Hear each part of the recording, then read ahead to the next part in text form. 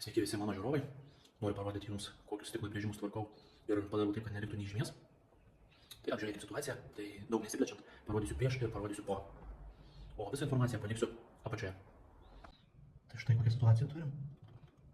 Nėra gražus įbrėžimas, bet aš jį pašalinsiu ir viskas bus ok. Nu ir va, vieta po stiklo poliravimo. Įbrėžimo nei kvapo. Einam prie sekančių, ten rimtesnis. Nu ir dar vienas defektas. Šalia paketo nėra patogi vieta, pakankamai gilus. Tai šitas. Ir šalia sekantis. Toks. Einam tvarkyti, parodysiu po to. Nu va, defekto nebėra. Labai džiaugiuosi. Defekto nebėra.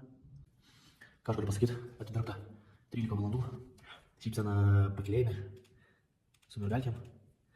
Rytoj vėl nuo ryto kimam darbus. Atraskit jūs savo mėgstamą darbą, jei jums nereikės dirbti. Gerą vakarą.